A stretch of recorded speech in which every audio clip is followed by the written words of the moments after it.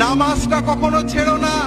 নামাজ, যদি সিনেমা হলে থাকো বেরিয়ে এসে নামাজ পড়বে, যদি খেলার মাঠে থাকো ওয়াক্ত মতো নামাজ পড়বে। নামাজটা কখনোই ছাড়বে না, যত কিছুই হোক সময় মতো নামাজ পড়বে। আর অশ্লীলতাকে, মাদকতাকে বিষের মতো পরিত্যাগ করবে। এই দুটো বিষয় যদি তুমি ঠিক রাখতে পারো, ইনশাআল্লাহ অন্যান্য ভুল ত্রুটি তওবা করবে, ভালো হবে খারাপ হবে, এই নামাজ তোমাকে আল্লাহর পথে টিকিয়ে রাখবে। এবং ইনশাআল্লাহ তোমার বয়স যখন 50 হবে, তুমি নিজে অনুভব করবে এই দুনিয়ার জমিনে তোমার বন্ধুদের চেয়ে তুমি ভালো আছো। আর ইনশাআল্লাহ কিয়ামতের দিনে তুমি তোমার পিতামাতা সহ আল্লাহর আরশের নিচে তার ওলিদের সাথে মেহমান হয়ে যেতে পারবে।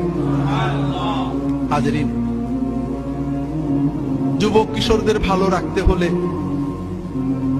তাদেরকে আলেমদের কাছে নিয়ে যেতে হবে, মসজিদে নিতে হবে, দ্বীনি চেতনা তৈরি করতে হবে, লেখাপড়ার ভিতরে দ্বীনি চেতনা তৈরি করতে হবে। এগুলো সবই দরকার।